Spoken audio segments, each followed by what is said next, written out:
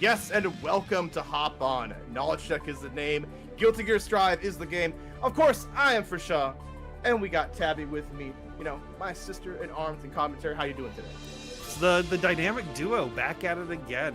For what was up until like this year, end of last year, the only Strive commentators in PNW. We're back at it again here on Knowledge Check. Here for some grand old Guilty Gear. It's been a little bit of a minute since we've hopped on Strive. A lot of changes have happened over the course of this time as well. So I'm excited to see how these players have really formulated these newer game plans, especially with certain propaganda going around about grappler characters. But that's for later on. Right now, we are going to have our first set of people coming up on deck. We've got Tickle Me More versus Ian Sharp. That's right. We got to talk about a little bit how the knowledge check kind of goes down if you guys are new here to the exhibition. 12 people all together. It's going to be first to 5 on these matchups too, and these are people that are known in the PNW throughout, Oregon, BC, Washington. Pink Rain says Texas on it, but I believe he was of BC formerly, right? I think so. I think that's correct. Yeah. So keep it all in the family here. Got a wide variety, but we do have, of course, some repeat characters here. And he talked about Season 4. Season 4, probably one of the biggest shakeups to the game. True Arxis fashion. So kind of looking at the first matchup, Eno and Anji, right? So Anji kind of got some shenanigans, right? He has like the new charged fusion that he can cancel in the specials too. Still kind of, I think, has the issues of dealing with fuzzy options, but he still has to commit stuff.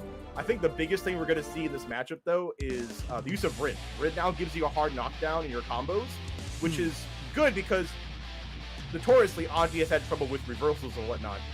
On the other hand, what can be said about Tickle Me Mauer? He's, bad moves, Tickle Me Mauer. He's one of the best. Did pretty well at Frosty's as well. Let's see how he continues to be consistent. The Jonathan Penne Slayer himself back at it. You're going to see very early on, really just trying to control that upper portion of screen space. That's where on tends to have a little bit of a hard time of dealing with. So being able to just constantly lock him down, it forces Ian to make these committal moves just like that. Ian getting the big jump and get the counter hit, and of course, get that classic Anji damage. Yeah, that's the scary thing. Like, being not as healthy as other characters in regards to that life, so you have to be scared if Ian Sharp is able to land a big hit right here, and these spins are going to be working out. Counterfeit 6-speed forces the burst out from Tickle. Now playing game. I'm loving this series that Ian Sharp was shown so far, and there we go, gets the anti one more time. Ian Sharp being so on point. Of course, we're going to start off breaking some glass, getting the Sonic Fan. This is going to be a great situation. Like, Tickle did get the first hard knockdown. Oh, tries to go for a run-up charge that's on there, but Tickle ready for it, but not ready for the strike throw shenanigans after that PRC hop. Hey, we're putting the pedal to the metal to the other metal already. Ian Sharp, take it around.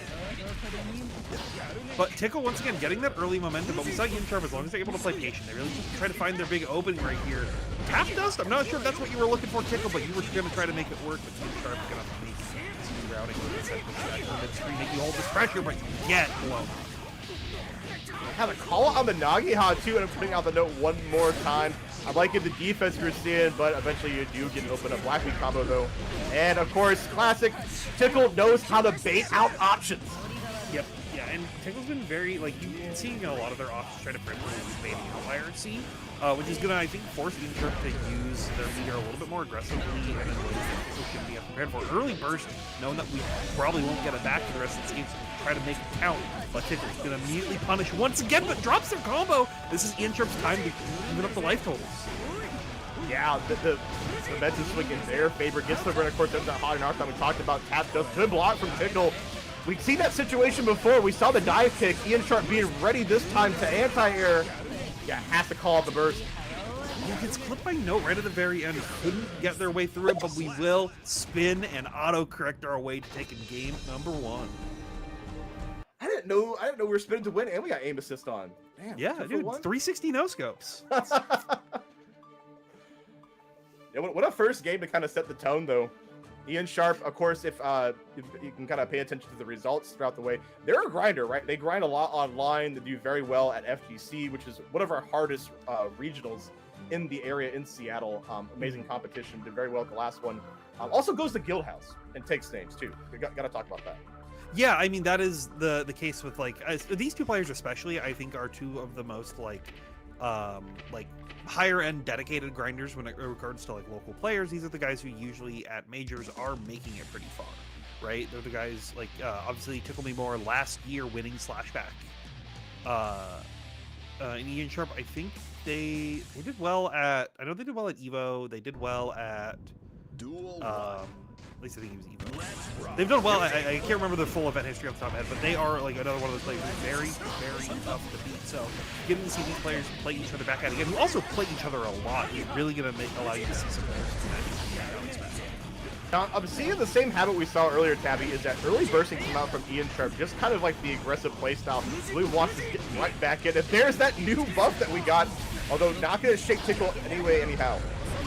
Oh, couldn't Chemical love that early, unfortunately. You saw Ian Sharp being on wake up, ducking, being able to get a full punish, allowing them to put themselves into this Fujin pressure, which allows Tickle to now get his back throw out, getting the mix of their own. That's IBFD on like the 2P. the immediate grab, like recognize that Tickle's just different. Yeah, I believe so. And also recognizing the backdash was wanting to come out. Doesn't kill with the OTG, but we kill with one more quick little high-low. Oh, we've seen this with the classic, the El Kabong. Yeah.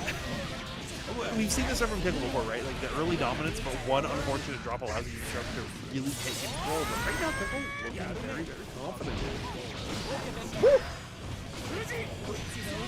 And yeah, and Stroke, of course, having that gracious buff from Season 4 has a less of a hurt box. And of course, going to play a big part in how they get this hit, of course. Japanese Guts. Yep, it is that Japanese Guts.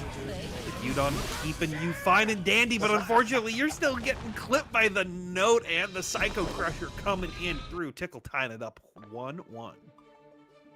And that's just a change of fate there from the first game, too. I like how we kind of end it with, like, how much real estate that you can kind of shake up now that you can cancel Note into Note, and, of course, fill it in the gaps as well. So, all right. Tickle answers. You know, like we said, this is first to 5 in all of these two, so...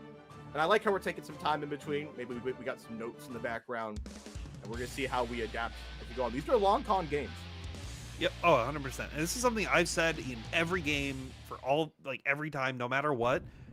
If you can ice your opponent out, do it.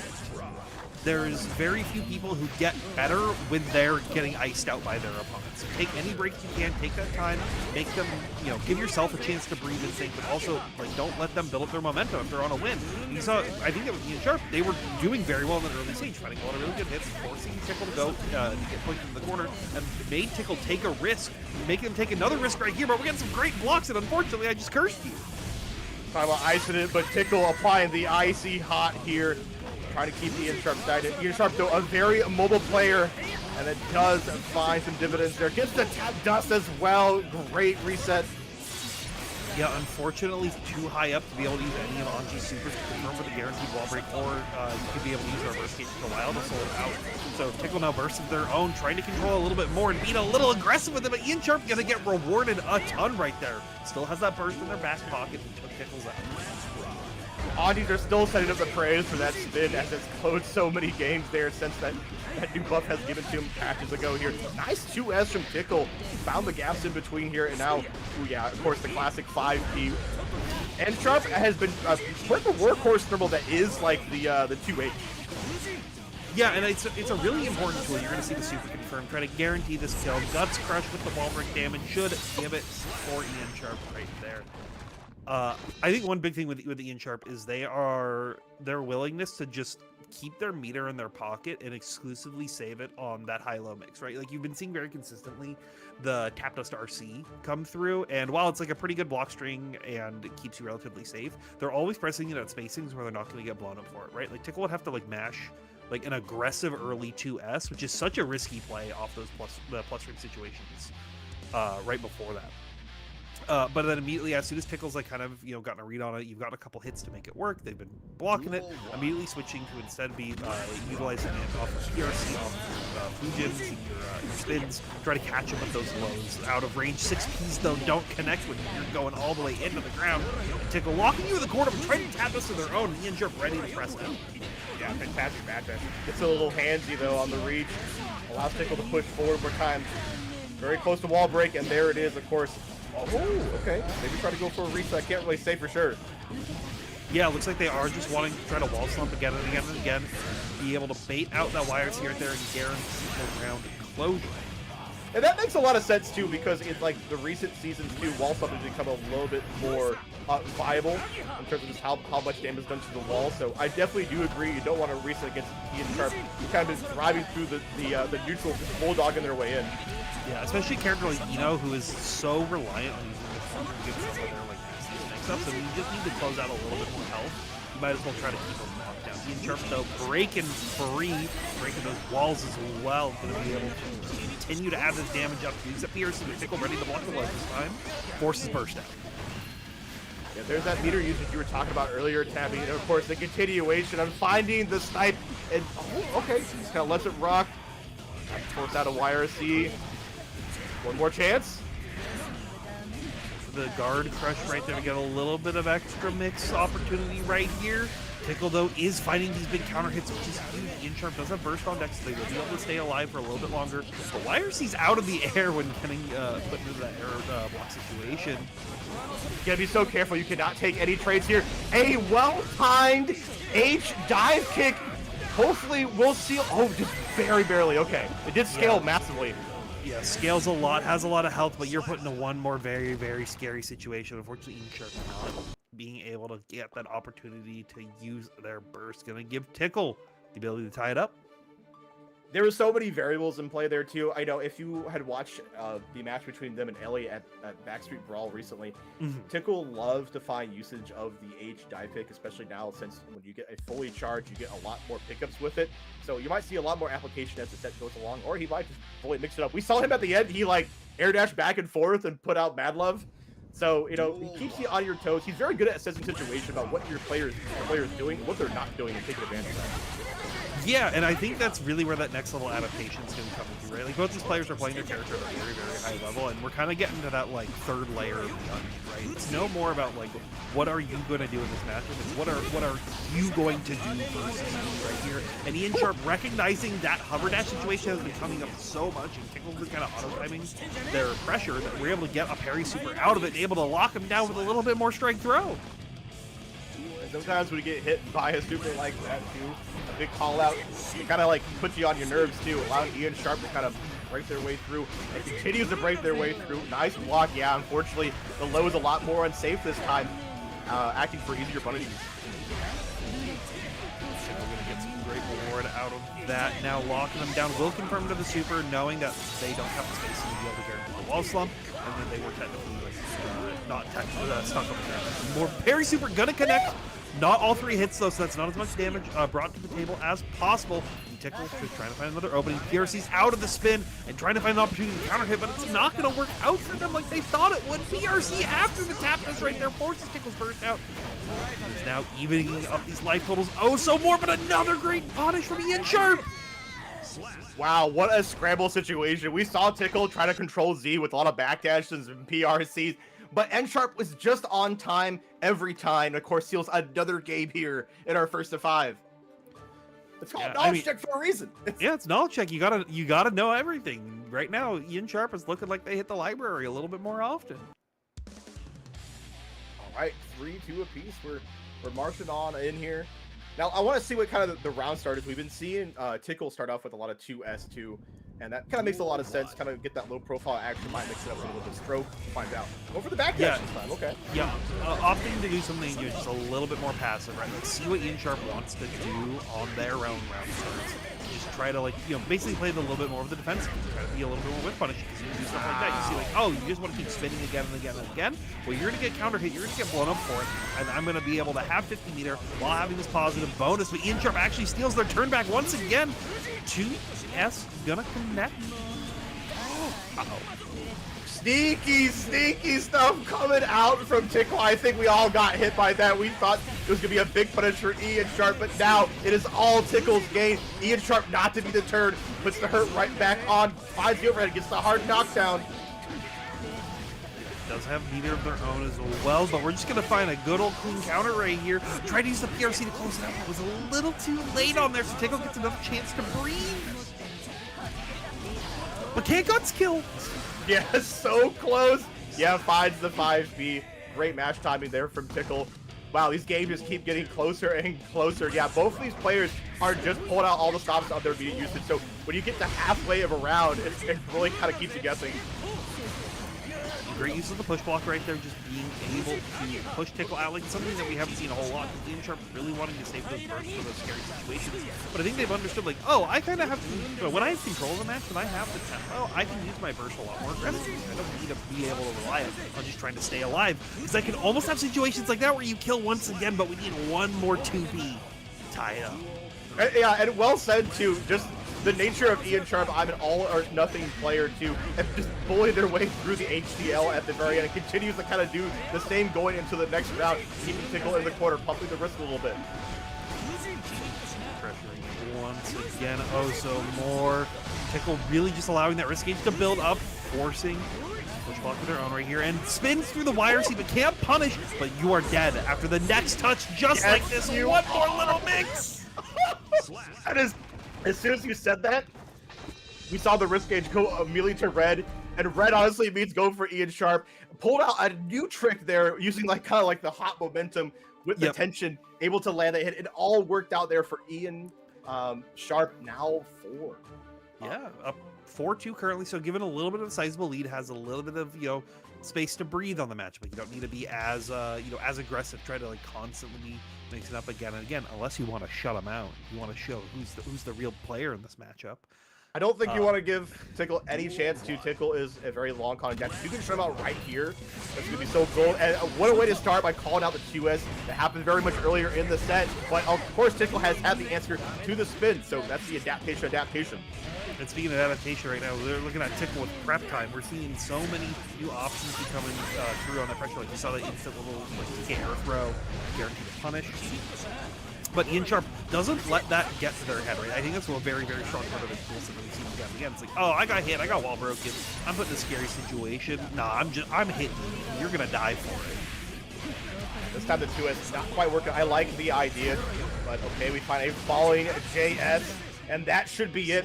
I want to touch base on like what happened earlier in the match, is that these Fujin lows are starting to become a lot more deadlier because he set the pretense that you're to keep going for Rin, keep going for the overheads. So now Tickle starting to get shaken up a little bit, but not to be deterred as they get a great lead. But spin, once again, we saw Tickle try to go for 2S right there as a pressure situation. We've seen it for the past couple rounds now to try to catch him out, but recognizing that he can spin through it and be able to deal with the great JB to catch him lacking on the overhead. But Tickle, TK dives down, not going to get hit by the parry super this time. It has a lot of meter to work with, but Ian Sharp still has burst. Yeah, I think you hold on to the burst right here, or do you feel confident? Now I think you hang on to it. Gonna take the throw, get the OTG, save it for next round. Yeah, being able to use that 2H just to guarantee the OTG. Like, there's a world where you do a burst right there, but you're bursting, at full screen, you don't have the health to be able to play through it. So it's a very scary situation. Instead, you can just keep calm like this, get the butterfly down to keep the pressure going. Tickle, you can tech with the D button, but you can't block with it. Yeah, blocking with his face right now. Ian Sharp might want to close out with a perfect. That would be icing on the cake, but Tickle has something else to say about it here. Using the double jump, I like the stall. The turkey to deflect. Great use of the mechanics.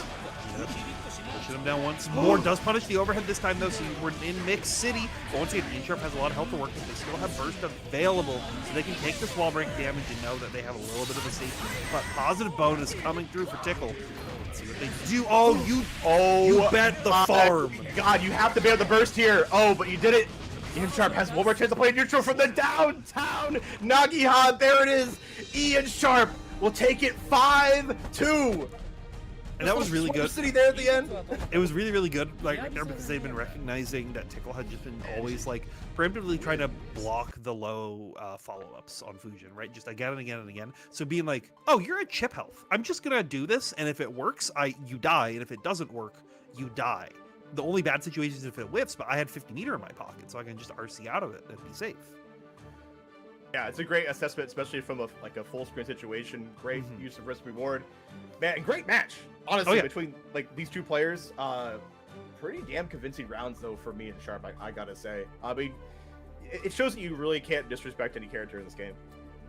No, especially a character like Anji, who I think gets kind of like pushed to the side in a lot of conversations because he's not like obviously strong, if that makes sense, right? He's not a You know, a character like Soul Bad Guy, right? Something that we'll get in our next match that we have coming up, and a character like Sinkisuke. These two characters who you kind of see get like tossed around as like, man, these guys kill you in one touch sometimes. But Anji can provide that same game plan, as well as having some very scary mix-up opportunities and being able to have some good neutral game as well. So definitely like a character that I think you should always be worried about when you see them in your bracket path. Yeah, most definitely. Yeah, it's a character that really applies like the mental stack, which is always good in a fighting game, of course. But yeah, talk about our next match. Let's get it going here. Like Leaf Blade and Sunny D Washington versus Oregon. Break it down for me. Yeah. So these are like we saw a pretty like high level match in regards to how these players are playing this match. Both these players, Leaf Blade and Sunny D, are like very good on their own merits in every situation. But they are definitely players who are still on that up and coming level, right? They're players who can consistently make that top 8 in local tournaments. They do well at majors, but they aren't crossing that like next threshold, right? They're not in that grand finals hot seat every single time. But there are players who they know their character well. They know how to fight their opponent's characters very, very well. So you can't take them as a threat or as not a threat. So that's the nice thing about Knowledge Check too, is that we kind of like we pit each other against two players that are of equal caliber, and maybe they can cross that threshold today. I mean, that's something to prove, of course, in this first to 5. But yeah, I would say we got 2 souls today, and Leaf Blade is one that is just plays a lot of different games too. I've seen them in Street Fighter, in Grand Blue, and also Smash too, and they are the improver. So I want to see what Sunny D can bring to the table. Also played a character that only has so much rep, but has a lot to like respect. Yes, yeah. And I feel like Sin was a character that we saw more popular, like he's still like a very popular character, right? I think he's one that you see on the tournament floor a lot, as well as like the higher stages of tournaments. But he's a character that I like always like put close to like Leo Whitefang, where it's kind of like you're just really good at what you do, and there's some people who they don't want to play the like obviously good thing. They want to play the thing that they think they can make good. Sunny though is not that kind of person. He's not someone to hop around and like go top of the tier list. I'm gonna pick you.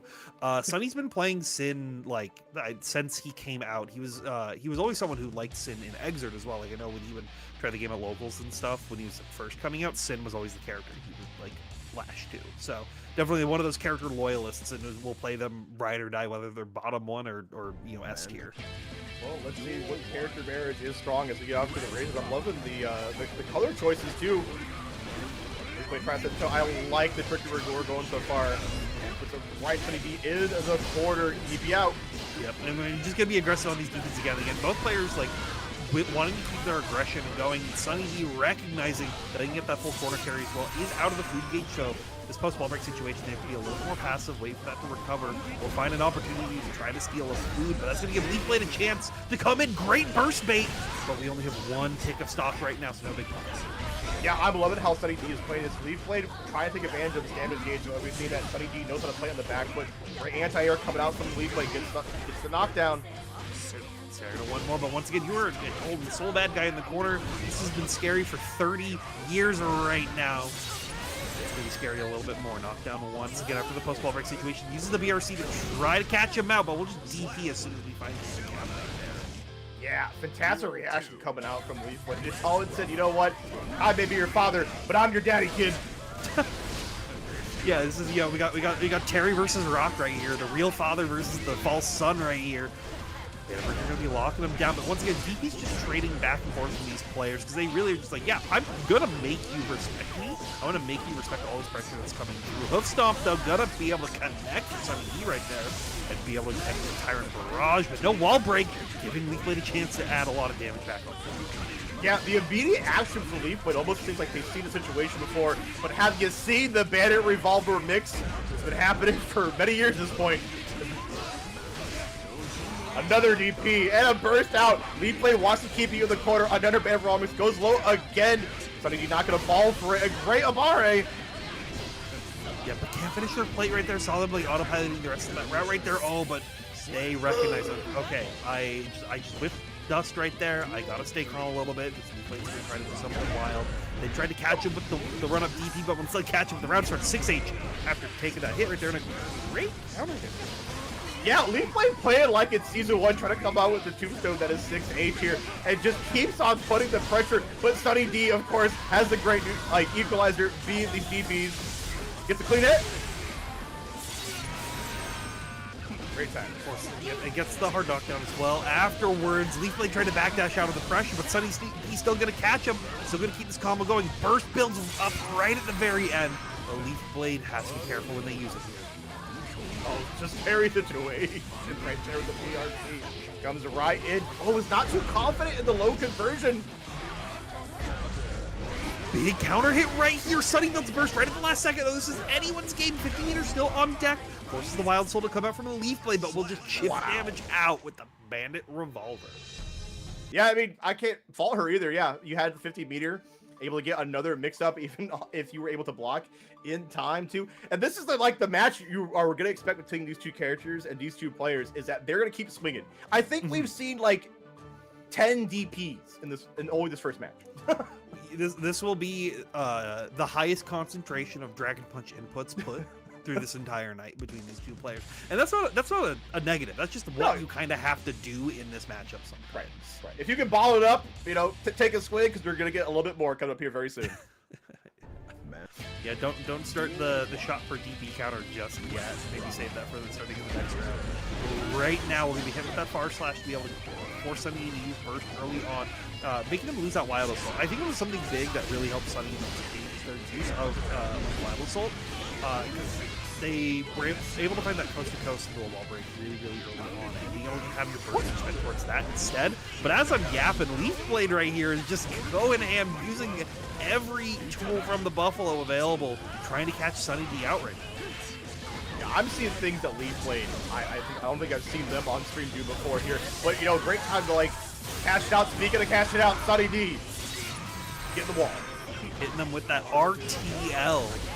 Oh, catches low as well, being able to spend it into one more Tyrant Barrage off the wall break right here, and putting them at 1 health remaining. Yeah, and you have to just try to gamble at the very end. You're probably going to die. You might as well go out.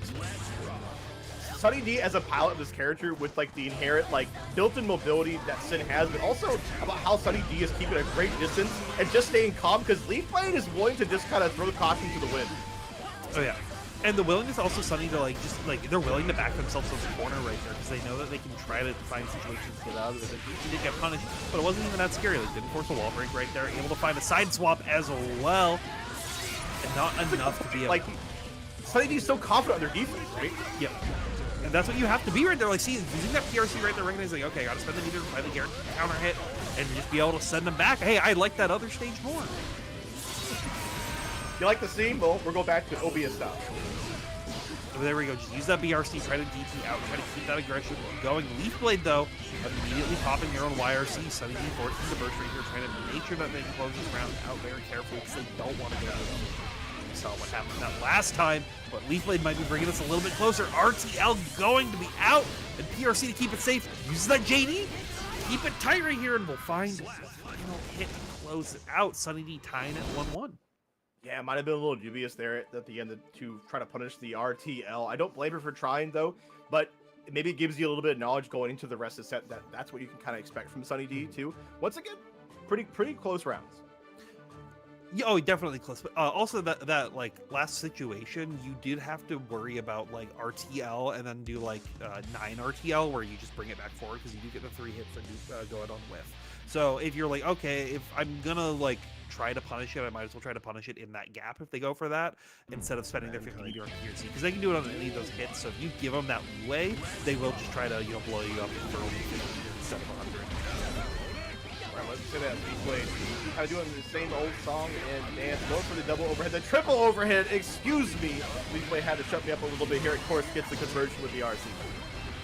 That's definitely what you got to do right there. Great use of DP right there, recognizing that they were trying to find the Bandit Bringer right there, but Bandit Revolver going to be coming out. Get the low crush in the process. Safe jump. Sunny D just really looking for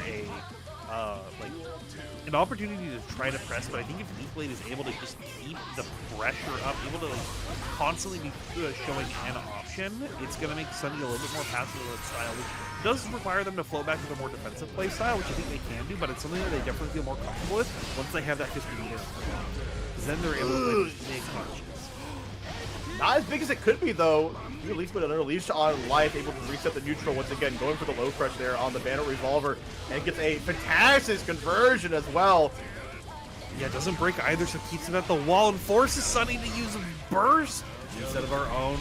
We're going to be able to firm into the Tyrant Raid, get the hard knockdown of your own right here. Positive bonus going to be taken up for Sunny to try to make something happen. But you didn't safe jump right there, so Sunny able to get a DP to connect, but you're still getting counter hit. Yeah, I mean, you made a great point regarding like Sunny D had so much meter from getting wall splat and wall broken, and of course messing up the reversal timing there. But you know, Leaf Blade says, you know what, mistakes happen, but they're happy accidents. Yeah. Mistakes into miracles, right there. Right. Mistakes into miracles. I think you talked about how like Sunny D like shows their hand and whatnot. I've been seeing like in neutral, they'll kind of like from a safe distance. They've been whiffing like 2S, and like Leaf Blade response is, all right, I have to low crush that, but like the distance they do it at, they're able to recover just in time to like snipe them with 5 feet. So they're kind of setting up a bait from a certain distance. So we'll see if that keeps on rocking. Yeah, like you're seeing it already right there, right? Just the patient walk back. They're trying to throw out 5 feet as Leaf Blade is going for Banner Bringer right there. End up catching him out with these lows. DP punish is going to be coming out. You use that Wild Assault, so you can't burst this. But Sunny looking like a top Undernight player, dropping all these combos. We'll still find a Tyrant Barrage to close it. Or to close out the wall. Yeah, a great feeling indeed. Runs right up, but Leaf Blade, just no fear. Just like, I don't believe in your OP. I don't believe in your knockdown. Believe in this. The only thing that they believe in right now is damage. BRC going to connect. Do you have the burst? Are you going to pop it this early? No, you're going to save it in the pocket. You understand sometimes, you know, like we said, we make mistakes and we'll keep that miracle for the next round. Man, I feel like we're in the Wild West here. They like stare each other down, and Leaf Blade's reaction is draw, DP. Right. If it ain't broke, don't fix it right here. Don't fix it, right? Like it's been working again and again versus Sunny. There's no reason to like make that big like gameplay change right here. Great delay 5P anti-air right there. Still able to find a side swap. Not able to find the full combo though, but we'll catch him with the overhead. RC as well gets this damage built up. And now we're going to be seeing Leaf Blade probably look for another aggressive backdash in this post-wall break situation. Something very comfortable, but no, Sunny wants to be the defensive, and Leaf Blade to recognize it. They smelt blood in the water, and now they're going to be, you know, smelling blood on the wall. Okay, a lot of mirror there on Sunny's side here, which means Leaf Blade has to be a little cautious while they build their own. Of course, they say that great block from Sunny D on the low option brings that an overhead of their own, and RTL, Ride the Lightning. No, Ride the Lightning is the other suit. Excuse me. This is RTL, legally distinct. Sin Kisuke unique move. Trademark, TM soon. Trademark. But with that though, in that post-wall break situation, Sunny finding another great use of the. I think that's like an actual big part about Sunny's play that we're not. It's like something we've talked about, but it's kind of an interesting thing to focus about. Is his use of the P button is just incredibly good.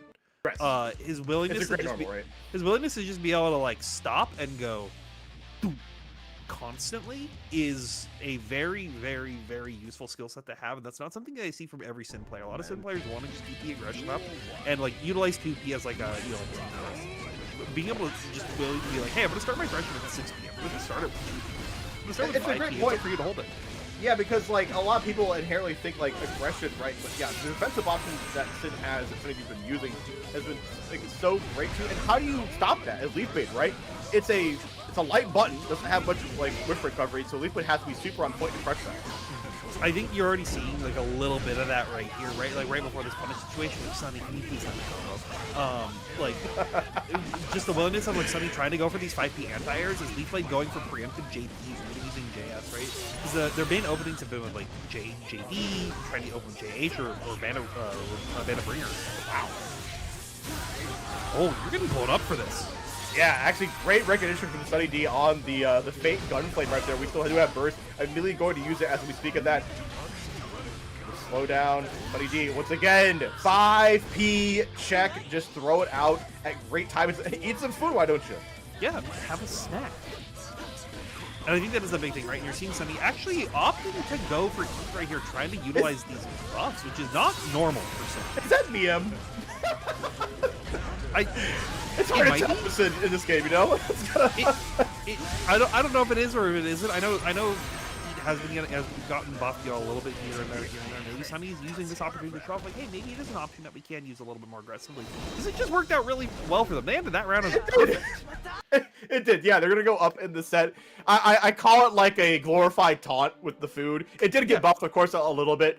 It's a little bit still, I think, one of the most not really legible things in the game for a lot of people. But for Sunny D, it is. So maybe he knows better than us, right?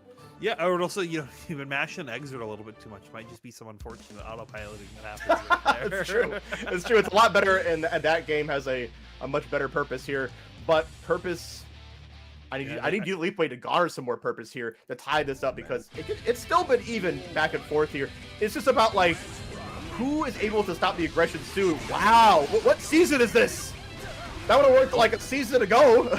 It's, we may be at past Christmas, but definitely a season's beatings right now. These players are going ham at each other constantly. Great use of 5P once again, locking them down. And now utilizing RTL to just guarantee these wall breaks, because I think that's where they really recognize, if I can consistently land these like hard knockdown plus wall break situations to lead into even just that strike throw situation, I'm going to gain a lot of advantage, and it's worked out for them once again.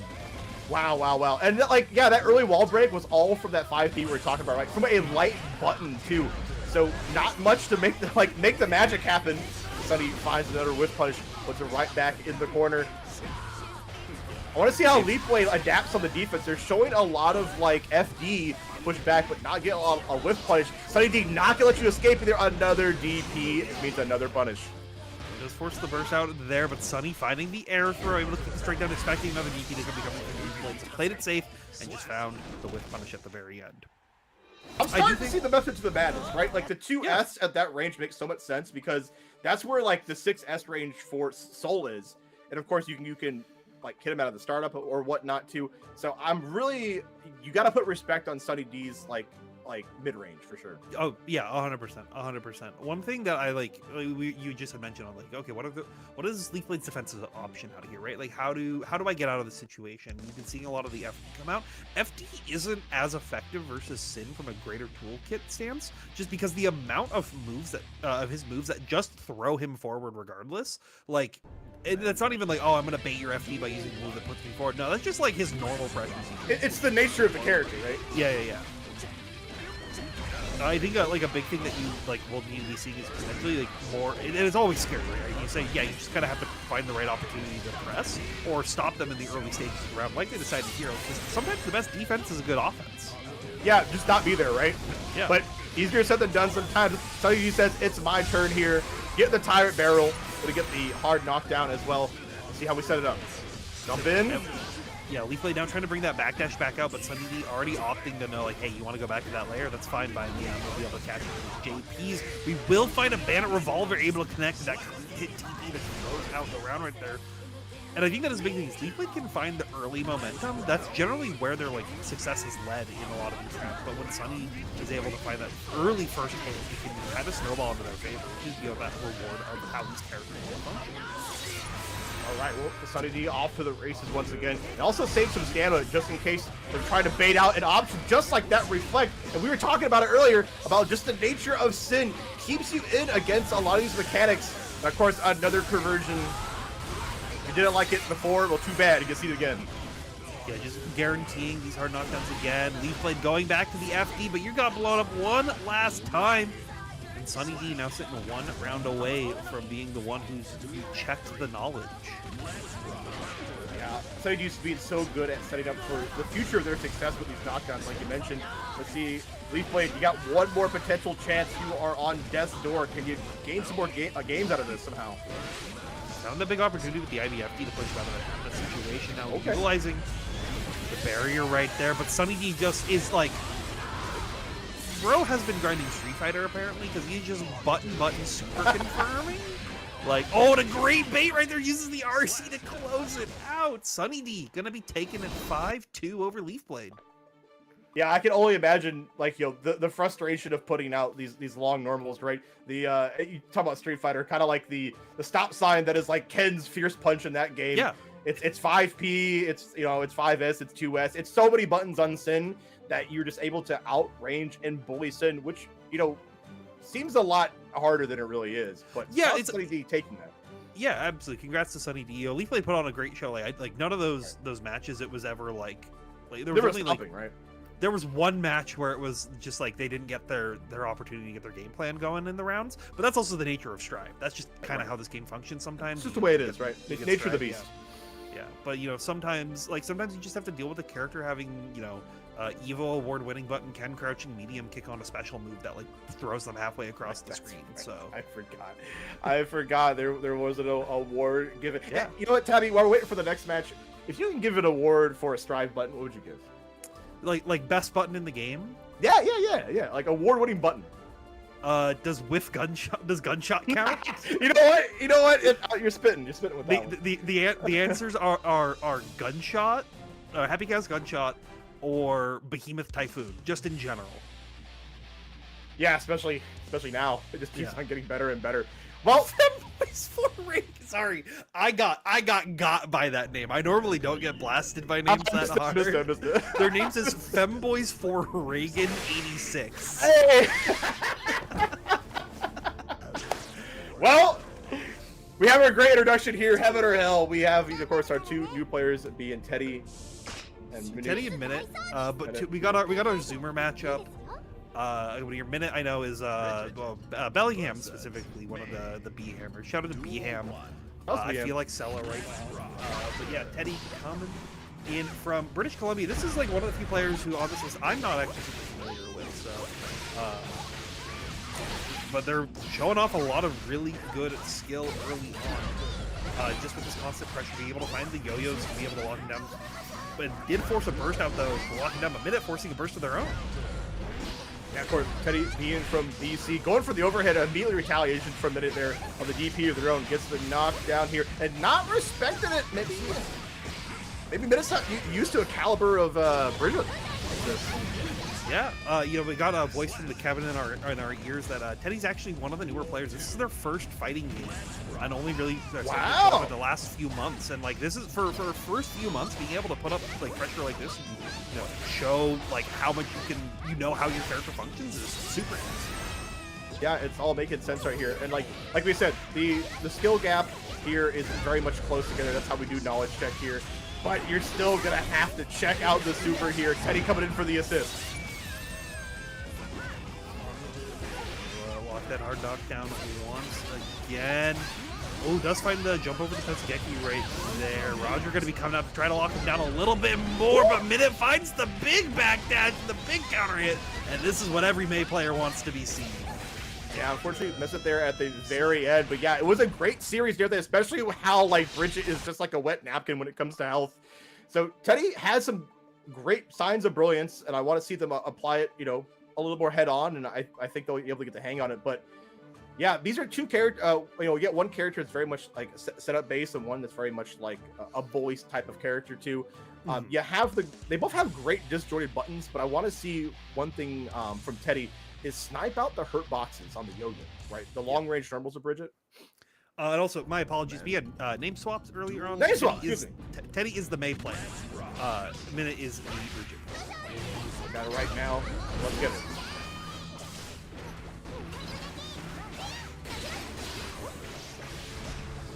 Going in there, I like it. Happened. Wild Soul is going to be the big counter hit, but we can't find a big confirm offense. So Teddy really just trying to create an opportunity. Overhead kiss, going to be able to the connection right there. Gets the mix up afterwards. Hey, you know what? Sometimes you just need to go back to the well. Throw him a little off on this set play. Honestly, like Minute hasn't been like aggressively right? So being able to be like, hey, I don't need to safe jump. I can be a little more aggressive with trying to actually go for some kind of mix. And it did almost work out for them, right? Like, it was a very late block that came from Minute to clutch him out. Of course, not having like a traditional reversal besides super there on Teddy's side too, which means I want to see a little more defense coming out from Teddy. But that's where they kind of been like faltering a little bit. As I say that, a great series of blocks comes with that. Yeah, being able to recognize like, okay, this is where I need to IB to try to like hear it. But Minute has just been doing a very, very good job of stay very patient and pressure again, right? Like How do we deal with it? Forces out the early Totsugeki, trying to open him up with these, trying to keep the high lows, trying to use dolphin pressure, but the yo-yo does connect, forces a burst out from Teddy, and we're gonna keep this mix-up city going a little bit more. Okay, bringing out Roger one more time. Minute trying to turn this match into seconds. One more hit, Teddy. What you got? The whiff command grab from downtown. Was it a bait? Who's to say? But Minute will take another game, going up 2-0. Yeah. I do really, like. I think Teddy's game plan is very strong. They have a very clear knowledge of like, okay, this is what I need to be doing in this given situation. But it's how am I dealing with the Bridget player on screen, who's just flying all over the place and putting shenanigans all across the board. And I think just they have the right tool, the game plan, right? They're just like, okay, I'm gonna be patient. I'm gonna be wait for my big opportunity to find a big counter hit, and then capitalize from there. And I think that patience will work out like in dividends too, because we saw like in the last one of the last games they were able to get a very big swing. I think it's just recognizing like what options Bridget has at a role in certain objects.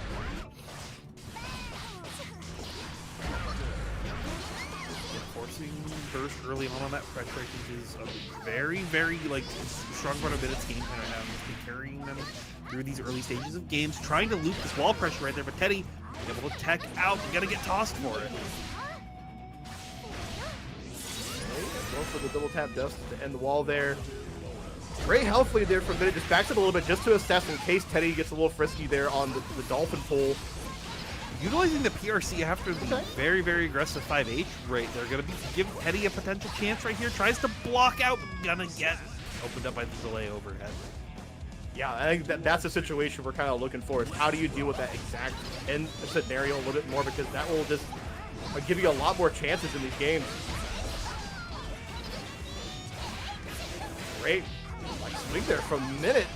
Baiting out the burst another time here. Great aggression right there, recognizing when they want the Totsugeki to come out, so be patient, try to block it, and get the big punish that they've been looking for. Whoa, I love that conversion coming out from Minute too, using the scooter at the end. He's not able to get the wall break just in time. Might be giving Teddy a chance here, but still has to weather the storm and gets grabbed out of their startup. All right, 3-0. Yeah, like being able to use the guaranteed wall, like the WTG, not the OTG, right there. Just guaranteed those last couple of hits on the throw was like very, very smart on them. But yeah, we are looking at 3-0 on Minute right now, so it is kind of, it's up to Teddy being like, okay, what do I want to do? How do I want to deal with these situations? And I think that we've been turning the dial pretty far down that defensive pipeline. I think we need to start going the other direction, right? Just trying to find those big opportunities where you can make a big swing and just like hit them. Because Bridget, like it's kind of like weird to be like, yeah, just hit them, but just hitting them, if you can find that big opportunity like that early punish right there, right? If you were able to find a way to convert that to a big connection, you could really make a lot happen right here. But Minute, you're going to recognize that, hey, that's what you want to do. That's the kind of game plan that you're looking for. I'm just going to quit passing now. I'm just going to wait for you to commit to a mistake like this and punish you for it. Yeah, there's just so many call-outs coming out from Minute 2. Every time they get a hit or do a knockdown, they seem to backdash and just wait for an option. And if they don't get it, they're already on Teddy themselves.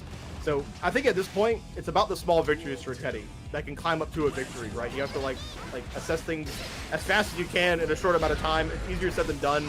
I'm liking some of these round starts. I do think that because of the nature of like Maze buttons, you could win on these round starts, but Minute still comes out on top, gaining a sizable lead. But I think also on things like you had mentioned, like where they're just saying, okay, they're gonna throw yo-yo out and then wait to try to do some kind of mix, right? They're not committing to like a true 50-50 in a given situation. You like as the May player can, you'll lose your charge off of it, but go for like an aggressive dash, like 2K. Yeah, take some space, right? That's the little wins I'm talking about, right? Like getting like some screen real estate is sometimes all you need to get to position to get a win here. But there we go, Minute 4-0 on the board here. So yeah, I would say take a breather. Let's stay at the screen a little bit here. I want Teddy just to assess the situation. Maybe think about like, all right, where are my options when I get knocked down, like round start and in the corner? Like take those three pillars and just have an A and B for each one. Yep. And they're able to find those kinds of situations, I feel like, a lot of the time, but it's just getting them to connect again and again and again, right? And that's also like an advantage of a character like Bridget, who you are a little slippery. You're going to get put into a weird air tech situation, and then you'll just scramble out. And that's really what they are like kind of looking to do as a core fundamental part of their game plan. So we will have to see if Teddy can make those adaptations, get to that next layer of the onion, or if Minute will be able to, you know, just keep the pace going. There we go. That's what I've been waiting for, right? The 5H of the round start, just to snipe the far S from Bridget. And this is a lot more better success, which he now has Minute in the corner. Yeah, has him locked down, able to keep the Totsukeki pressure, wasn't able to space it out just safe enough, so Minute able to find that 2K, but 6P gonna connect, forces Minute to use their YRC, and wow. This is a big start that we've been looking for. I'm seeing the change of wins here for Teddy. Able to call out, able to mash out. You know what? Sometimes you just gotta let them know. Yep. Oh, I think was looking for a grab of their own right there, but Minute had the patience, able to toss him back in the corner, keep it going right now. Gonna get the guaranteed hard knockdown on the post ball break as well. We'll see how Teddy handles it. The defense didn't matter so big. I like the use of FD, but moved a little bit too soon. Got hot on the counter hit here. One more round potentially on this set, or can Teddy call back from the jaws of defeat? Okay, the low profile miss. Don't hate it. Trying to find a big opportunity. Did secure a hit, which or Minute was able to secure a hit. Teddy forcing that burst out really early on. And there we go. This is the kind of hit that you're looking for here. This is where the May player wants to be. Lock that damage down, find another big counter hit, forces burst out for a minute. Roger coming in from downtown, forces him to go into the airs, but Totsukeki coming out. Say hello to Mr. Dolphin. Yeah, Teddy, I think at this point just wants one round, and they're so close to getting it. The DP coming up from it, unpunished, by the way. We're trying to keep it in the corner, anti-air, giving Minute the position, turns the whole thing on his tables. Are we going full wall break? Yes, we are. Saying hello to our motorcycle friend right here. Gonna be going for once more. Does catch him with the overhead right there. But we will up Dolphin out and find one more Dolphin. Yeah, let's go. That's gotta feel good too. Just to get on the board. Come on. But that's that momentum swing that they could use and like really well, right? Like finding another great Abare press right there from Teddy. Another big counter hit. This damage is gonna be added up again and again. Would love to see it. Yeah, getting the health lead like this is so good when you can trade into Bridget at this point. But as I say that, Minute calling out the burst, it said, all right, you've unlocked level 2. You have gained access to my layer 2 of Bridget. We peer past the outer shell of the onion. We're now in its fleshy center. And we're going to be finding one more grab with a quick little RC right at the very end. That is Minute taking it 5-0 versus Teddy. Sometimes, you know, that's how it happens. This is kind of the nature of some knowledge checks too. Sometimes it can be really close, and sometimes it can be a little bit rough in some circumstances. But I really want to touch on, like, Teddy just did a really great job on, like, that round beforehand. Really assessed the situation, and they really, like, banked a lot on their combo ability, which kind of makes sense. If they have just started, a lot of players see combos and they like, okay, this is the thing I should be learning first, and they want to like put all their points into that, and but then you have to realize, well, in order to make those combos happen, I have to play the rest of the game, neutral and defense and whatnot too. So, you know, their stat line is going to get a little more even out, I guarantee. Welcome to the scene, of course. I'm glad they started with a game like this. Guilty Gear is a fantastic franchise. Oh yeah, absolutely. They're also being in the PNW, one of the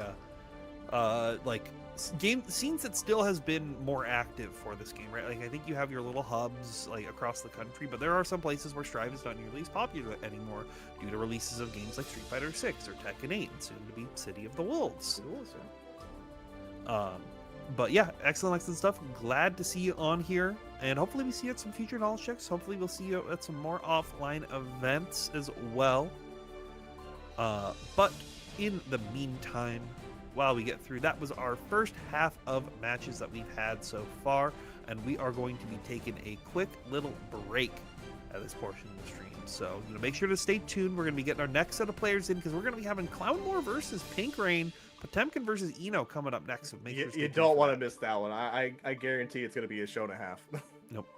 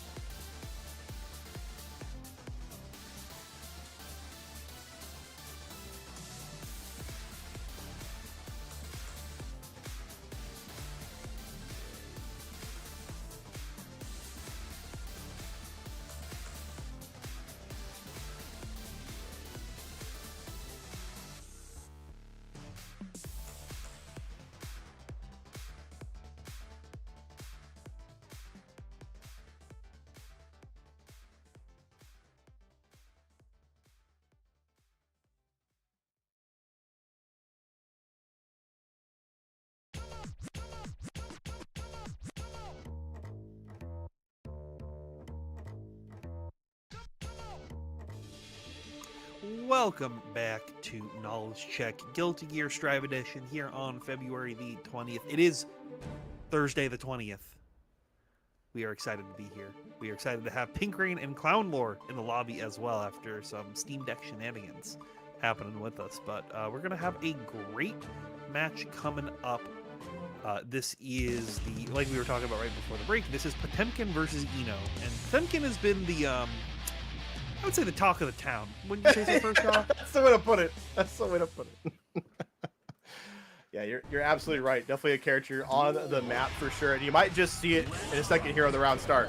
Okay, you know, I was kind of half expecting Clown Lore to go for the immediate pot buster now, especially when it has that one hit of armor, because round starts are an immediate fear factor for Potemkin.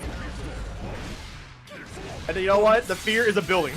Yeah, the fear is a building, but like Pink Rain does have one distinct advantage in this, which is they are playing Eno, which is, you know, we saw this character before when Tickle was up on the screen, but a lot of Eno stuff just throws her airborne, which is the one thing that you can do to try to beat out Potemkin Buster. However, if you try to catch him on the ground, you try to deal with what he's coming through, you're gonna put yourself in a very scary situation.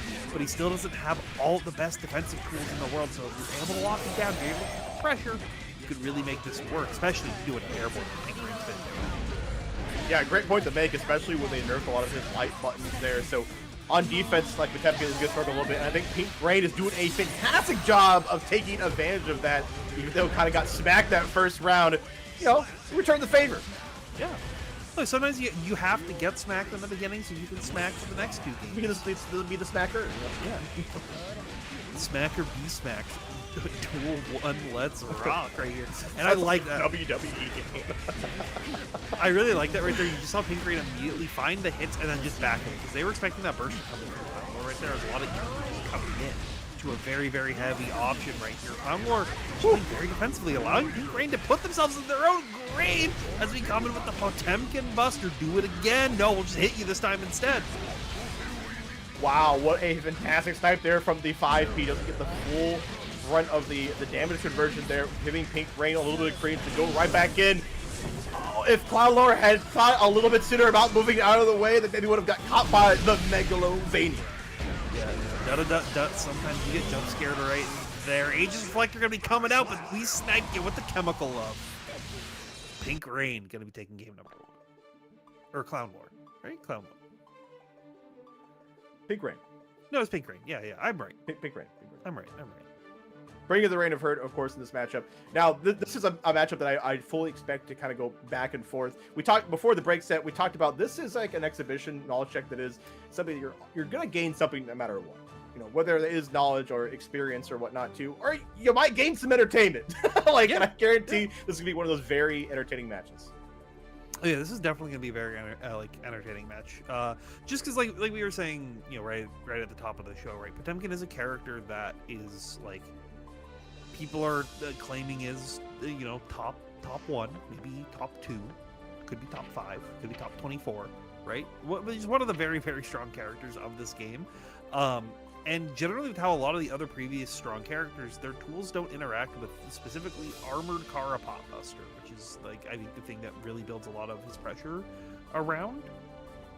But Eno does. Eno's like one of the few characters that just like, oh yeah, I'm gonna do something and it's gonna accidentally just throw me in the sky for whatever reason, which stops you from being able to like actively do something. Yeah, I think Clown Lore has kind of shown that answer a little bit later in the round too. Was able to kind of find some anti-air 5Ps or 6Ps, but you're gonna have to do that a lot, right? That's gonna take a lot of work to be that consistent, especially against a player like, you know, driving character like Yeah, especially character like, you know, like another big thing on Pot is he's the big body grappler. What is the key characteristic of a big body character? Big boy health. And Eno is not a character that deals a lot of damage. She is, you know, death by 1,000 cuts or death by 1,000 50/50s. So that means like the interactions are going to be a lot more varied in terms of just like, you're going to have to work, like your 3 actions are going to be like there too, right? So you really have to, like, the risk reward in terms of just like making my hits count and where to spend tension. You see a lot more, I think, like intention behind that. Oh, it's going to be huge. Like, it's going to be something that you're going to have to worry about. as like the matches go on, especially like further as we get down the line when these players, you know, they get their knowledge against each other and have to, you know, check their options that they have available and really figure out what they can do. It's like, oh, maybe I can't just burn RC the same as I normally do, and I have to use it in a weird, obtuse way. But we'll potentially find out as we now get back into our next game, and we're just going to immediately slide head, knock you down, and pick you up and put you down. What a fantastic call out there from Clown Lore. Wow, catches the movement there on the 6H, which also just got juiced. And you know what? You're getting put in the blender, turned into a smoothie. Clown Lore immediately. That was one of the fastest games I have ever seen in my life. And this game has been out for what? More than like 4 years at this point? It's been out for like almost half a decade, and that was a blender, but instead of blades, it's hammers, because you're just getting pummeled right now again and again and again and again and again! Perfect to cap it off. Chef's kiss there from Clown Lore. Hit him with the making it 1-1 apiece. That game was quicker than our break between the last two games. Oh, SOD. You know what? It can happen to you. It can happen to anybody. Yeah, you gotta throw them the old bread and butter, right? You gotta throw out 2 pot busters and pray. Have you or a loved one been affected with pot buster? You know, I feel that. I feel that. Okay, well, let's see what they go for again. This time, just keeping the patience. I'm like, hey, I was a little aggressive. I think Rain's going to try to be able to stop me on that. But Clown Lore really just trying to give themselves an opportunity to get a replay of that last situation. And now our round has gone on quicker than the last 2 games, so we're going to be seeing a little bit more interaction, a little bit more layers coming through. Armor down in, go for the mix-up, crosses them up with the body splash right there. Agent's Deflector going to come up, knock him down. Yeah, and now you have to respect this whole situation. No sudden movements, and if you don't move anyways, you're gonna get grabbed. So you really have to pick and choose your battles, but Clown Lore says it's all battle. I'm battle ready. Ironclad. Ironclad in the... Ooh, Psycho Crusher actually hitting the leg of his back right there. That's a good answer, actually. Yeah. But still, one thing to be careful about, utilizing those plus frames off the TK right here, gonna be keeping these combos going. Her knockdown does you unfortunately have to reset that neutral a little bit more, but you have a very significant health lead, but it can go away very, very quickly. Garuda gonna get punished, but if you want some more, I got hit. Yeah, you got hit by that. Good. I got hit by that stun. I got stun locked, but we might get stunned here in a second. Put out the guy Ganter. I like the escape option coming out from pink range. Never want to miss a chance to reset the situation and reassess. Yeah, it was also great use. Like they just jumped right there, but once we saw Slidehead trying to come down once again, Ingrid immediately going for Chemical Love just to be able to get out of it and try to control it. We tried to heavily Pot Buster, but it's not going to work out just yet. Didn't let you escape the corner though, but it wouldn't let you escape death. Yeah, fantastic low profile there of Stroke going underneath the 2S. Yeah, I really did like the dive kick coming out here, but you know what Collar says? If we just delay the situation, we might find under the Slidehead anyway. And another one. I can't believe Flick that was very that was actually crazy. Oh wow! And able to go air to air to make sure you land like a Ganter and get the full brunt of damage into the heat knuckle, of course breaking the glass here. Just looking like a Clown Lore round if I ever saw one. Yeah, oh it my. is right. The cheeks there. Ooh, hit him with the J's. Show those toes. Show those shoes. Clown Lore up 2. Man, call an ambulance. But not for me. Not for me, no.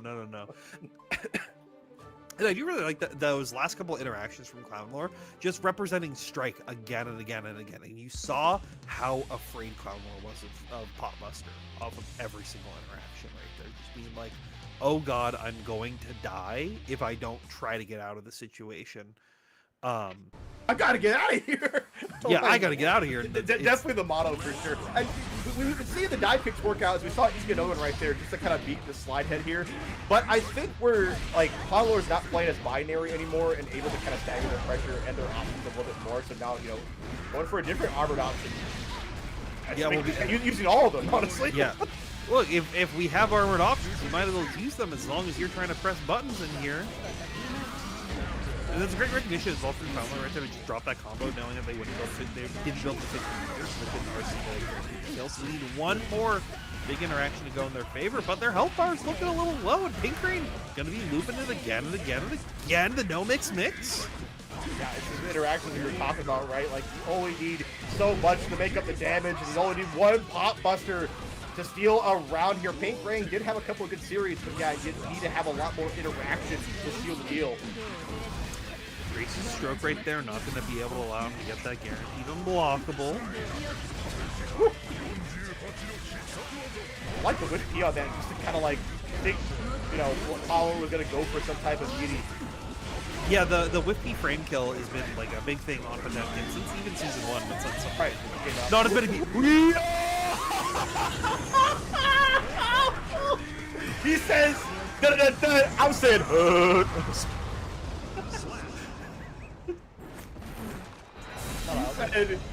get it out of here. I've seen it before. I'm calling it out. Yeah. I'm putting more lore into the clown lore right in the book as we speak.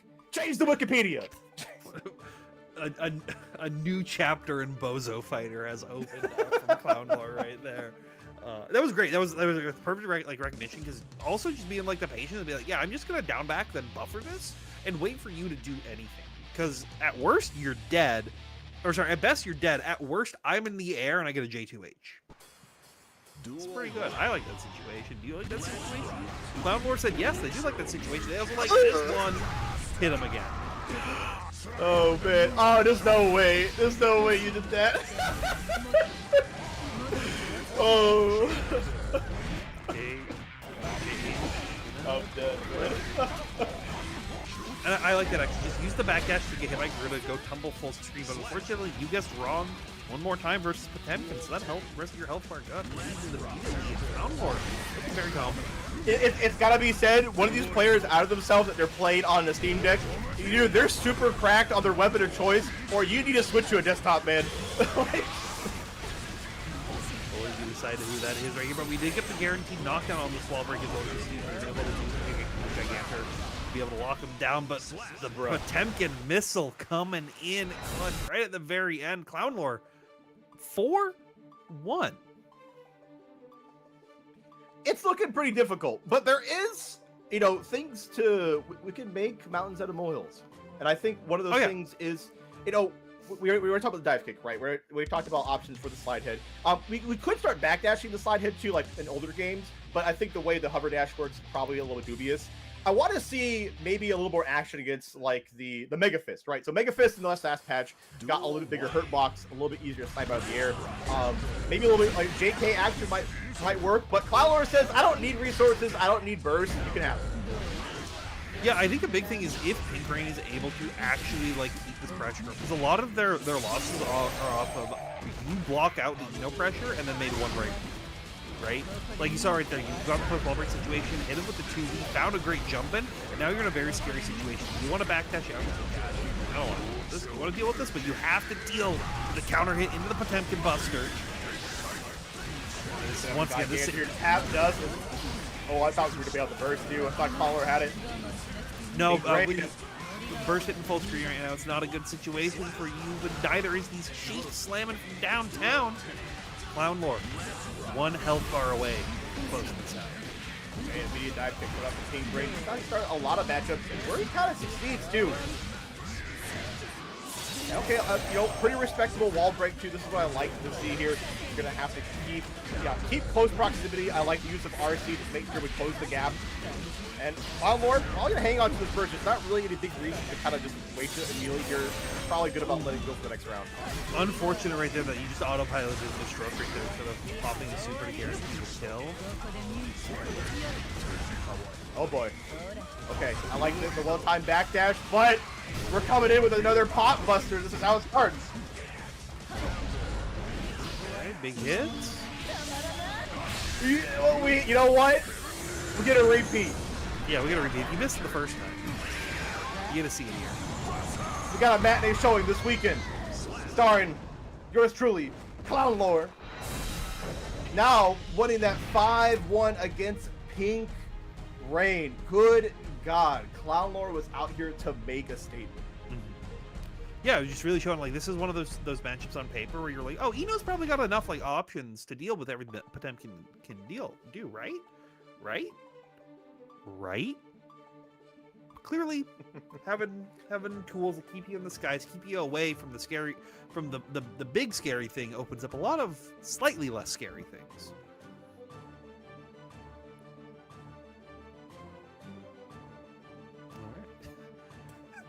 But yes, a fantastic match, of course, like we said, was entertaining, no doubt.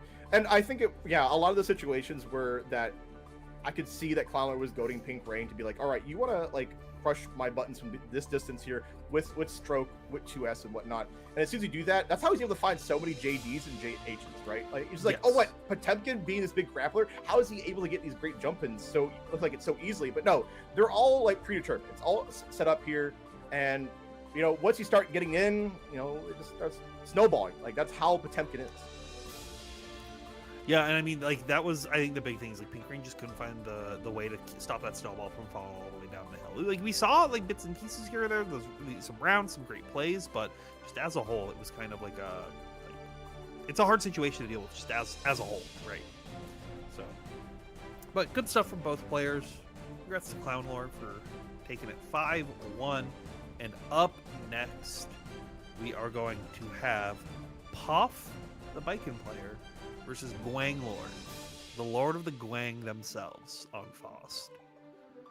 Now, we'll get to a second. I'll let you kind of take the wheel and give us the lowdown on Gwang Lord. But these are also two players that, we might not get to see a lot of spotlight on them. So once again, shouts to Dollar Check for getting that option here on these first to fives. Of course, we got Faust and Biken. Now, give me the lowdown on your Oregon Soldier.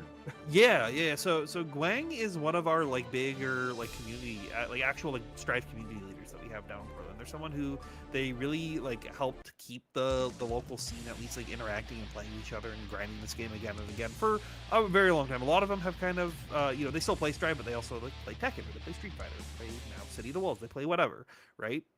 But they're an all-inner, right? They're all arounder. But Gwang like does a lot of work, not only as a player, but like from an organizational standpoint, helps with brackets, tournaments. Just always trying to make sure that everybody's informed and ready to be able to play as quickly as possible. And you're going to be seeing them now deal with the Viking of Pop. He's another one of these players I'm not super familiar with. DC people I'm not as familiar with, unfortunately, nowadays. Yeah, I would love to get maybe a little bit inside scoop about Moth here, but they're obviously here to show their stuff. And you talked about Gwang Lord wears a lot of hats here, but you're going to have to work overtime against a character like Biken, which honestly came up the biggest winner of Season 4, if not one of them. Yeah, definitely one of the characters that like was like I know like Season 3.5 there was some talks like maybe it's just got some problems here or there, but definitely feels a lot more well-rounded and still brings a ton of damage on deck, just as you can see in the last round, like you'll see right here. Yeah, bring down the overdrive here. Gwang Lord still has a burst intact here. Poff has been so on point. Wow, the rising jump peep thanks to the height of Faust, hitting him with a perfect. Good God. Yeah, all right. You best know the name Poff. That's all I gotta say. Yeah, that is like one of those things that you do have to be ready for in the Faust matchup, specifically as the Faust is like, and as the opponent as well, because if you try to go for the overheads and they actually do attempt to block high, Faust stands higher than all the characters, so you gain some additional fuzzies that you can do, and you can bring some more mix-up opportunities. But from the cabinet in the back of my head, we got a little bit more information on Puff. They actually placed somewhere in the top 96 or higher range in Stride and Street Fighter at Frost. Definitely one of those players who's like nothing to, you gotta respect that name, you gotta respect the damage that's coming through, and she's putting out the work right now.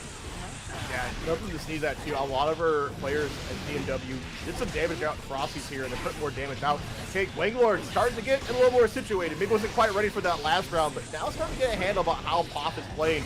Wow, and that was a crazy shenanigans, but unfortunately puts himself in the corner.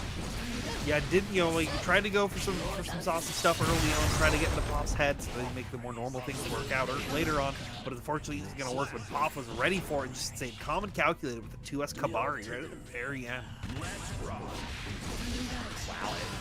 6K, even the low profileness of Boss, not a really easy thing to do. Goes for the Tommy mix. It works out. You're also tethered as well.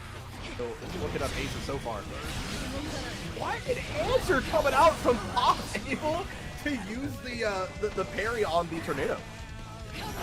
And Guanglord just staying away right now. Was trying to pick up that Afro because they know they'd have to commit the bomb bag, and Pop can just get a big run up, deal with him with Yozans, and that's what's trying to come out. We will item toss super though, so you're going to be locked down a little bit. Did eat the meteor, so we got some big boys coming down. Pop able to kind of mitigate the whole situation too. You have to interact with the items as much as possible sometimes, and you know, the defense is working out for Pop, but you're stuck in the corner. The boys coming through one more time. Tap dust. Why is he going to say different?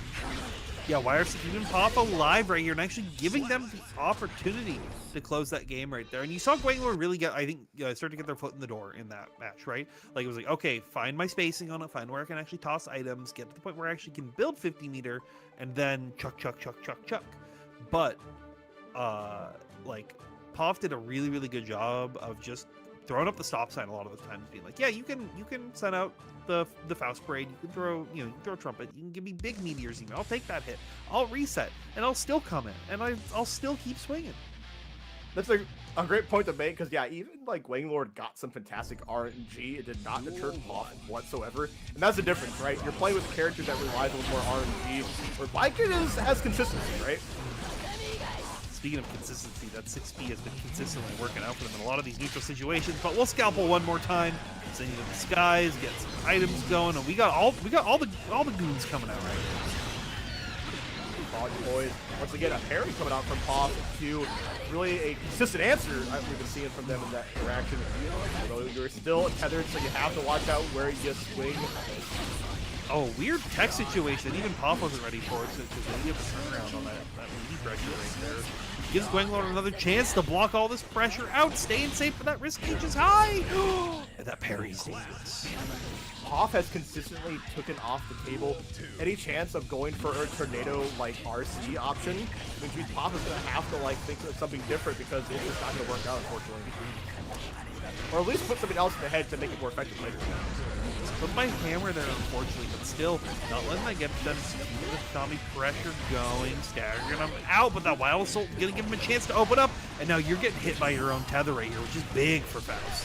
Man, can we talk about how Guanglord has blocked so many Yo Johnsons over and over again? Not many people say they've blocked a successive barrage from Viking.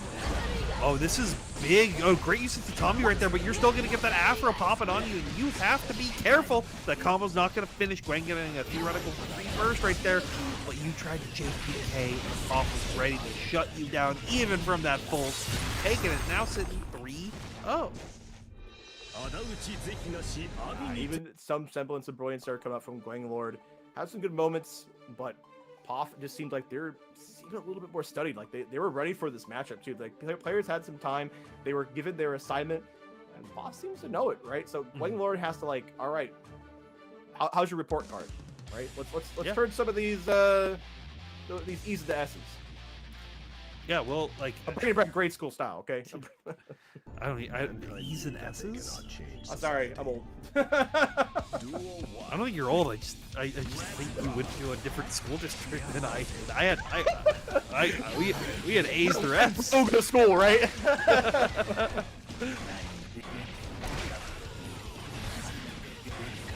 Well, we're keeping a respectable distance so far. Bring out some items. Got the throw on. We talked about that bomb bag earlier, Tabby. Let's see if it's able to come into fruition.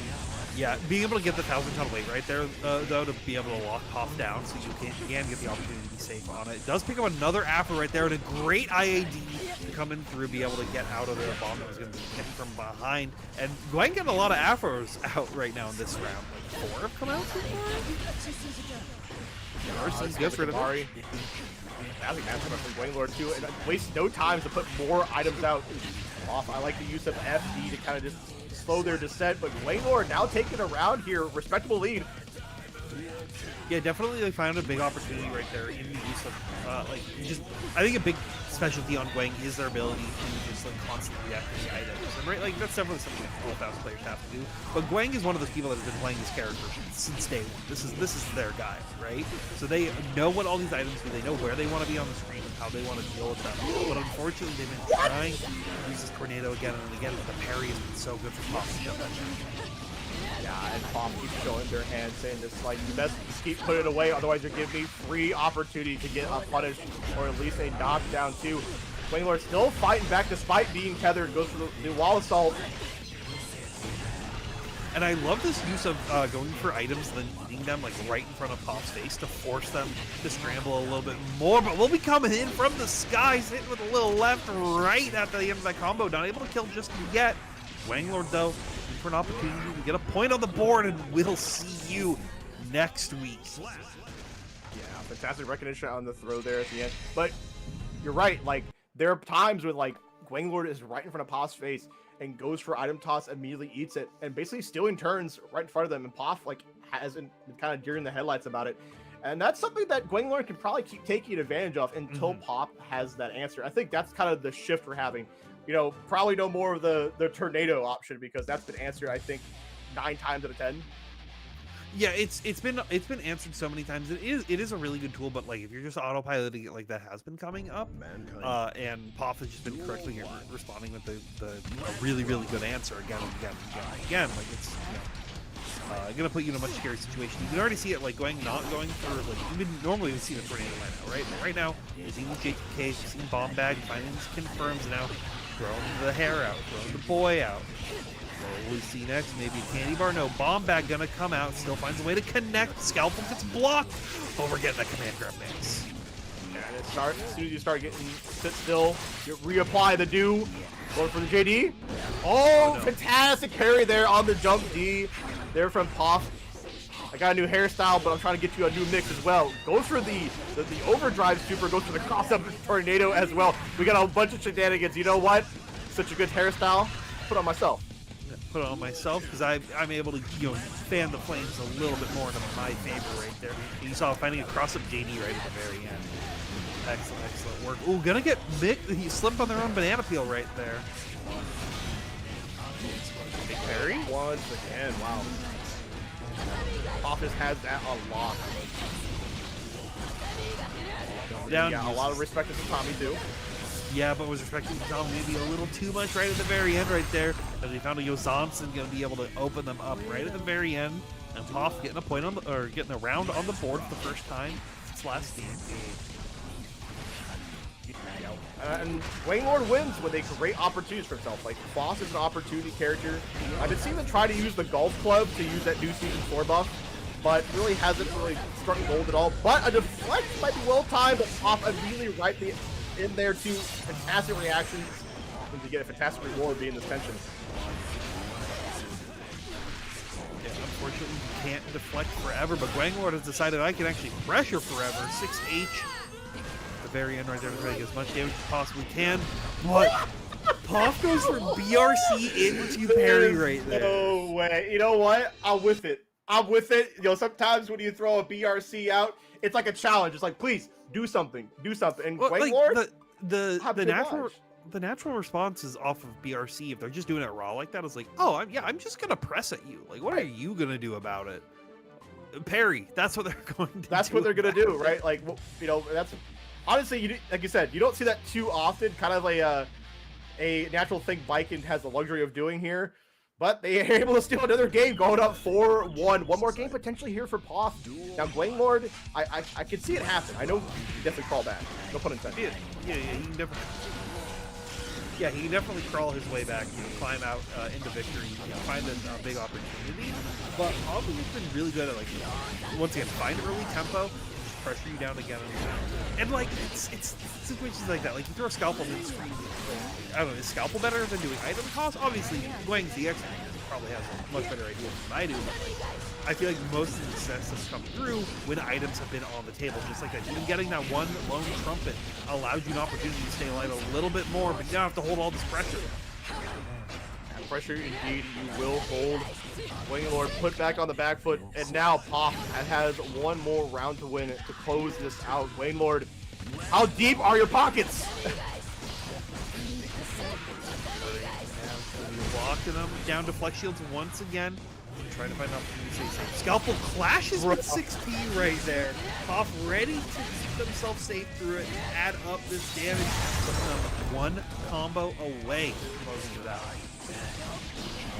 Wanglord is going to go for more items. Yeah, no more of this decision fatigue. Let's make some decisions, but Poff has made the decision to win here. Going to be taking it 5-1. Wow, and like I said, I haven't heard of POF until today, but you best be putting more respect on their name because they are a Viking to be feared. Yep. And yeah, I think kind of looking back at the match, right? We saw Gwenglor try to rotate a lot of different options, and I think a lot of success was just finding space to get those items. Sometimes you would throw out the scalpel like you mentioned, but even that got answered right. And it's more like no more of the decision fatigue. Probably rely on the items to make decisions for you. But sometimes you don't get the chance because POF was so proactive. Yeah, that was a big thing. Is like you didn't have all the time in the world to be chucking items like you normally would want to. So definitely is the ebb and flow of that match. But excellent stuff for both players. Now we're getting down to the coup de grace, the end of our knowledge check. One more set here, and you know what? It's going to be a banger, but looking forward to this one as we have negative Ellie and Sarah, bad guy. Ellie, of course, her and Tickle are training partners here. They had a very close set at the last Backstreet Brawl. So absolutely great. One of the best Zanos to do it as well. Sarah, bad guy, what can be said? The embodiment of Soul, right? And one thing I want to see when it comes to Season 4 Soul is how does Sarah adapt to the combo identity shift? Because that's the huge thing for Soul this patch. Yeah, and it'll be like Sarah has been like. It's very hard to talk about Sarah without talking about the long extended pass on Happy Chaos that she had for a while, right? Like this is someone who knows like what to do when the time is right, as long as the meta allows you to do it. And I think that's going to be a big thing that Ellie has to be prepared for. And you're going to see early on Ellie is just going to be locking them down again and again. You already saw some great reads right there, being able to recognize the air throw situation. And Sarah finding some big opportunities to get some damage in, and trying to even up a little bit more. Wires coming out very aggressive from Ellie right here. I think it's going to be really hard to pull the wool over Sarah's eyes in a lot of situations. We really can't knowledge check here, but she's able to find the gaps a lot more. I've been seeing that from the very get-go. Finds the counter hit too, as has Ellie in the corner. PRC forward, gets the command grab, and that's all she wrote. Why would you lie to the audience like that? Ellie was not in the corner. She was out of the corner and into the grave right there. Sorry. I'll do better next time. Yeah, please do better. Please do better. Just like Sarah is doing better in this neutral situation right here than they were at the start of the first round. Finding the great like JK to early come in, and Ellie whiffed a throw, and you cannot afford to do that versus Soul Bad Guy. Like we have such a massive health lead, we can just let negative Ellie wait for it to kind of get a little like exhausted in their options. But speaking of which, goes for a gold burst. Yeah, you saw Sarah actually try to like air throw in that situation, but unfortunately the skill Pierce Drive, you cannot throw the burst right there. It ended up working for them, but Amorphous gonna come out. He already quickly even up a big chunk of this life total, but he didn't have Eddie on deck anymore, so you have to face the wrath of her blade. Sarah, take game number 1. Yeah, there kind of is like a paradigm shift a lot in these two matchups too. You have to worry about Soul when he has meter or no meter, but you also have to worry about like Eddie's gauge, right? And I think Sarah has been pretty keen on that from the get-go. I think the tone was really set when you saw that there was a clash, and Sarah immediately clashed into a cancel option. Like, Sarah is a chronic labber, so you're really like, how do you outdo the labber? Yeah, that is the question. How do you stop one that is just in the library so often? And you can see that patience, right? Waiting for Ellie to commit to a larger option and bring the appropriate counter, right? Try to go for Fafnir right there, but Ellie ended up going for Drill again instead of going for a different option like a speed. Like you saw right at the very end right there, but this time Sarah now ready for it. They know, okay, this is what you're thinking in this game, fine. You have to face these fists right here. JK delay gonna connect once again, and that has been such a good tool for Sarah in a lot of these situations as they're trying to get it on the Ellie. Just going for jump in and delay JK and catch him out of a lot of these Eddie presses. And also catching there out of fly from the get-go too. Sarah is just not letting up.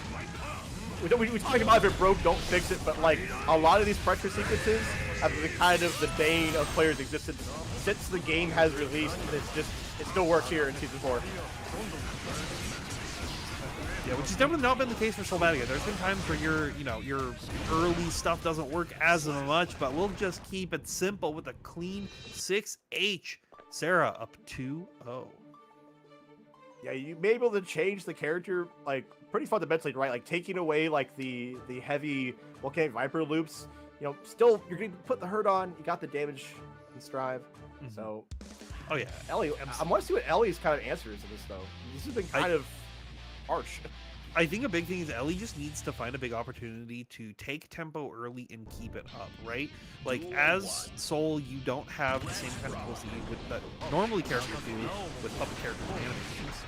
So, being able to use Eddie a lot more aggressively, like you're seeing right now, actually, just constantly keeping the mix again and again and again. Unfortunately, did have to pop Eddie. And this is the chance that Sarah can make these big kind of comebacks really come through. But we'll get him back once more. Not going to be able to get him just yet. But Tap Dust RC forces the burst out for Sarah. JP is going to connect though. We're just trying to keep them locked down until we can get the boy back. But unfortunately, it's not going to happen just yet. Say hi to my fist. Say hi to the feet. Say hi to the Tap Dust RC right there. But not able to close it out just yet. Yeah, the JK continues to keep putting in work here as we're like almost even here on the life total. We're gonna put out the sword to get some gauge back here. Nice jump over the frog and kills it with the JK as well. Sarah recognizing all the situations. It was an air hit, so wasn't able to get the punish on the BR1. Oh, and another big whiff throw. We've seen Ellie go for that option a lot in these situations because we saw it early, right? Sarah was being a little throw heavy. And so being like, okay, like maybe I'm just going to try to tech out of the throw, or if you go for a delay too much, trying to like get too deep into the layers, I'll be able to punish you for it. But Sarah has just had the right timings every single time with what they need. That good old dust loop, tried to bait a burst that wasn't there, unfortunately. But we'll keep it in the corner. Raw 6B, now he's getting his chance to sandwich. Why is he going to kill all that? No imagination here. We're in reality. Sarah keeping that great distance at the 6S range, but jumps in anyways. Close S. Deflect. I like the idea. A lot of resources are taken off the table there for Ellie now. Oh, Sarah was looking for that big confirm in the very end, but couldn't find it. Unfortunately, there we go. Jumps out of that situation this time. Able to re-steal the corner, build that Eddie gauge back up, keep pressure going. Deflect shield on your own. Frog not going to be able to connect because of that. And now Sarah just looking for the patience, not wanting to hit that negative penalty. But Ellie is going to be threatening it. Oh, and a great delay right there, waiting for anything. We've seen a lot of deflect shield, we've seen a lot of jump, seen a lot of throw, mash. Just got to wait for them to commit to an option and punish accordingly. And that is what Sarah was doing. That's their game plan from the start. It'll be their game plan till the end as they're up 3-0 right now. And that's just Sarah taking stock of what's already kind of happened in the match and knowing like, all right, I put you in the situation many times. You've given me your answers, and I'm going to respond appropriately here. Now I need to see Ellie respond appropriately here as they haven't done anything on the board quite yet, but they've had, you know, been very close. Yeah, oh no, it's the epitome of like 3-0, but it was close though at this point. Ellie is like, not out for real, right? Yeah, like every time it's like, oh, Ellie lost at like 1 health, where they could have won it, but it was just like an interaction going not their favor. But this time, interactions going into their favor. Sword gonna come through, slurp that Eddie gauge all the way back up, get a hard knockdown, send the frog once more, but great IVs and another great delay on their own end. Ready to punish Ellie, or punish Sarah right there. And Ellie put in the work, get themselves all perfect. And I think there's 3 things to take away from that immediately after those 2 interactions. Is just like able to beat out the deflect shield, able to call out the movement with the 5H, and also able to kind of snipe the air options with the drill. Negative Ellie is just turning things on its head. Yeah, but it's one of those things that like now you're going to see Sarah try to be a little more aggressive with the Mari options and this any pressure, right? Like trying to use DP even to close it out.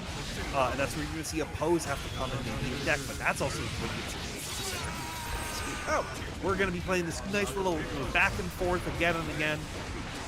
Some may call it RPS, but it is just players trying to figure each other out, trying to mix it work. Great instant jump IV, a great block on the overhead as well from Sarah. Playing safe so they get in that 2S range, find a big hit just like that. Yeah, just took positioning right there. I can be with it. I can also be with Ellie, almost closing it out, forcing out the burst there from Sarah. Right at the last second as well, but that's a big counter hit. And yeah, Sarah, though, committing to baiting the burst because they didn't want this situation to happen. They don't have the health to mess with Zato at full screen, but the counter hit JS with an RC at the very end should give them enough to confirm it and stay alive one more time. And that's the calm and collective attitude you probably really expect from Sarah, because yeah, if she had really fully committed on the last combo, she wouldn't have gotten that victory like you talked about. Reset the neutral wasn't the option she wanted. More, just keep the pressure going, but once again, that calm collected nature that you were just talking about, unfortunately you can't be calm forever, and that's where Ellie is going to close the round, hit him with the Among Us, and now bring it 3-1. A classic indeed. Perfect as a response. That's what I like to see. Yeah. Wow, a neuron just turned on in Ellie's head. Yeah, I mean, like, if so you bad. want to put it into perspective, like, it was a perfect round 1. It was a one-touch situation in round 2 that they just unfortunately, you coin flipped and you lost, which happens, and then to do a perfect round 3. That's like excellent work. That's full understanding. Like, okay, I know what you want to be doing, and I know what I want to be doing at this point, and it's up to me to just be able to loop it again and again and again. But Sarah also will like have the time to show the counterplay. It's like, okay, you know what I'm doing, but are you gonna know this? And then you're gonna throw out some like insane option like.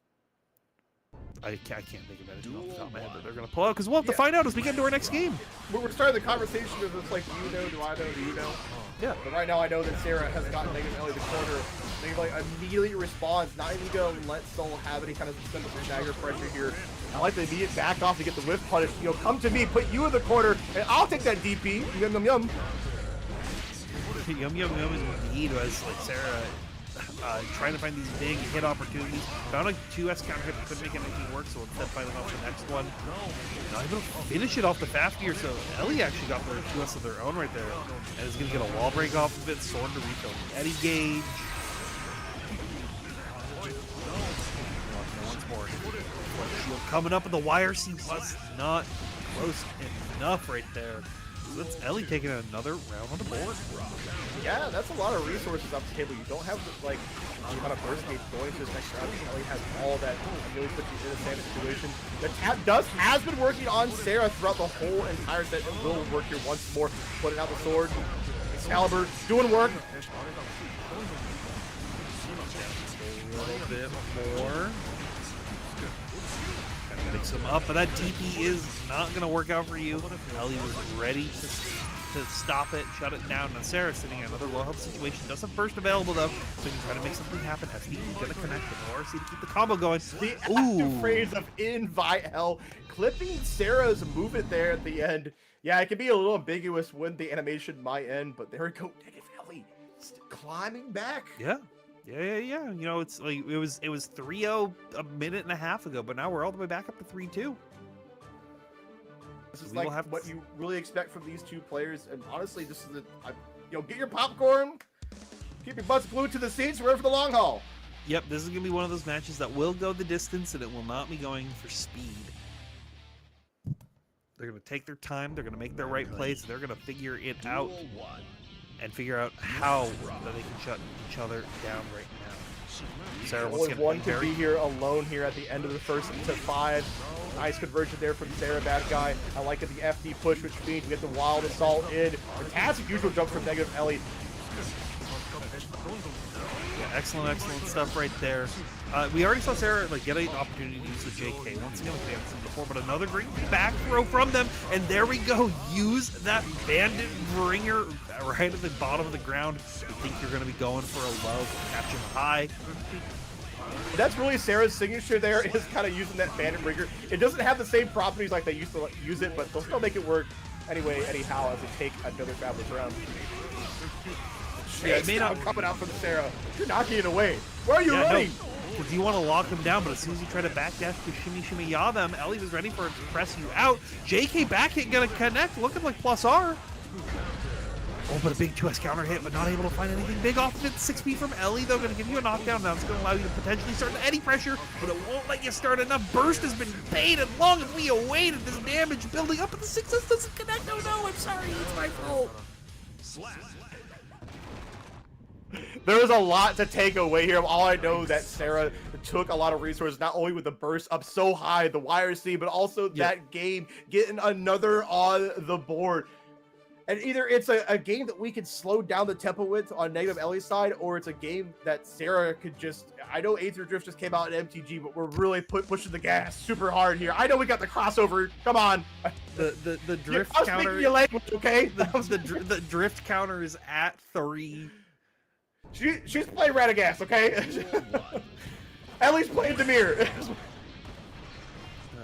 Ellie's playing fully breakfast right now, but unfortunately can't get the loops that they want to be going off just yet, as Sarah is just keeping the pressure up, checking the life total again and again. But Ellie finding another big hit right here, really just wants to reset the situation. They know they can get it. They know they can just stop, tell Sarah to stop for a little bit, calm down, take a chill pill, maybe make this work. But Sarah wants to keep it going. They're turning that gauge up. Throw incident, now a chance for Ellie to get things started. I like the delay cancel there on the 5-8. Sarah doesn't bite too hard, but will swing on the DP. The desperation punch and try to make something happen. Getting the real mix right here, finds him, but will we finally confirm? No, Eddie Gage not enough down here. Continue it. That was so close. Yeah, now we see Sarah just kind of throwing things out, hoping for a big land, but Negative Ellie has been really proactive on putting the opposed out, putting these 60s just to cover the horizontal space in case you want to Bandit Revolver in and cancel with RC. Yeah, well, you haven't really seen an opposed be able to actually connect at that distance just yet, right? Like, a lot of times an opposed comes through, Sarah just like whoops out of the situation and doesn't want to deal with it. But now Ellie doesn't want to deal with them as they're using the FD to try to push him out, trying to get them to bait for the opposed or the frog, RC to keep yourself safe, just like we were talking about. But now you're stuck in the blender. Pull a blend. Find out. Yeah, well, RC push right back. Locked down with this damage going through. Going to be bringing him coast to coast this time, but we'll be breaking the wall, bringing him all the way over to Japan. No hard knockdown. Sarah does have 50 meter on deck, though. This is a kind of scary situation. Delay a little bit of time, because Ellie needs to build that Eddie Gage back up to regain the pressure. 60 going to shut them down, but then opposed, frogs, drill. You know the deal. Great reflect shield. Uses the RRC to keep themselves close, also keep themselves safe, but the 2S is talking to him. Yeah, even though Sarah had the answer to the tap dust, which has been ruined its ugly head throughout the whole entire set, Negative Ellie was also ready for that. And yeah, you made a good point, like a little bit before that match ended, about how they're killing time with Fly and using the jump D to make sure we get the Eddie Gage back, because that's where she's gonna win, right? Like, it seems a little difficult. Like, you can make some miracles happen without Eddie, but really it's a tag team duo. Yeah, and you can't, like, you don't, like, as Soul, you don't have the ability to just, like super jump blow them up in that situation, right? Like, you're going to be able to, at best, get a DP, but it's not a clean hit, so it's not going to be able to cover the damage. And Ellie didn't want to take any damage right there, so they're trying to backdash out, but they already threw themselves to the corner, but it don't matter. You take a little bit of health, we're going to throw you back down, say hi to the frog, say hi to the boys, but no Eddie Gage just yet. 5-8 counter hit, really good response back with the burst. They're trying to find a conversion. Yep, and there's no guard crush or anything. I'm probably just kind of like dialed that in, knowing like when you're so used to it after so many seasons, now it guarantees a punish. Once more finds another good hit, good IB on the invite hell right there. Can't IB them all, and Ellie gonna be able to quickly keep it tight. Okay. Close out another round. Honestly, this is one of some of the closest matches we have absolutely had tonight. Artisan starts off with a great round start. Sarah finds a trade. Probably for a counter hit jump D. Wow, you know what? Negative Ellie had the right idea. Sarah just let those DPs fly, especially in that same kind of area. But it was not able to capitalize fully. Yeah, maybe potentially expecting like another like match DP in that situation because it's spacing. It would be hard to get like the exact punish that you're looking for. So I just like for Ellie to be like, okay, I blocked it. I'm just gonna back off. Like we'll reset. Put them in a great situation. Unfortunately for Ellie, though, Sarah put themselves in a great situation, locking them down once more. Is the word. Yeah, because now we brought this all the way back thanks to the damage that Sarah has been dishing out here. Now we're bringing out the invite hell just to make sure we can hold it down because the tension is high, which means BRRC is back on the menu, boys. Yeah, did have to burn that, though, to stay safe, to not get blown up by Sword Super right there, but the throw will come in. You can't oppose a grab. The confidence to just run all the way down and recognize, like, Negative Ellie was already dialed into an Eddie option, and Sarah took advantage of it. Well, they've been kind of like going for the same general game plan. So if you're used to the momentum of the Zatoichi player, you can get him out in a lot of situations, and just like that, use the PRC to bait out the jump punish attempt, grab, and now Sarah in a very comfortable situation once again has that health lead, being able to just stay patient and wait for a big opportunity of their own. Sure, you get tap dust, RC, okay, that's fine. You don't have to do anything. You have the gold burst. Are you kidding me? Yeah. We're Ellie going does find out. Ellie does find the air tech situation, though, but a wild throw was what we opened up this match with, and a wild throw is what we will close this match with. That's going to be Sarah taking it 5-3 over Ellie. That's what I like to see. You know what? I got to give some points to Ellie there at the end. Went out in style, was able to kind of find a goal burst, but Sarah took it in confident fashion. Like I said, she is so bad guy. Yeah. Well, what Sarah bad guy? That was the name of the character that was on screen. Soul? The new DLC, excuse me. Have you been watching like The Martian or something like too much? Like that's only Sarah bad guy here. It's 1999. We got a PS1 and Guilty Gear 1. Get in here, loser. Come on. Yeah. Well, speaking of get in here, y'all should sign up for the next set of Strive exhibitions that we have coming up.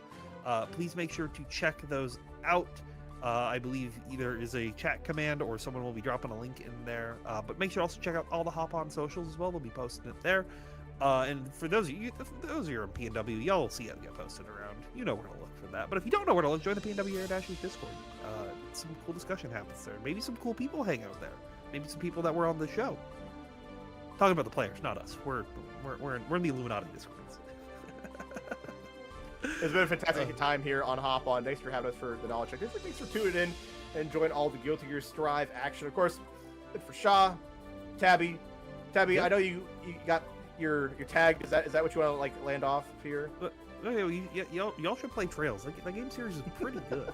It's pretty good. New game just came out. But don't play that new game because it's the sequel to another game. That's a sequel to a quadrilogy. That's a sequel to 2 mid games. It's a sequel to another trilogy that's really good, and you should play that one.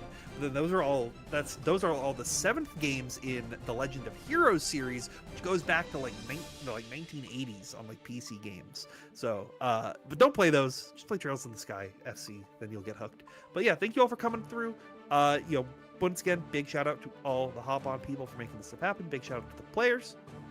It's been a wonderful night. We'll catch you all next time.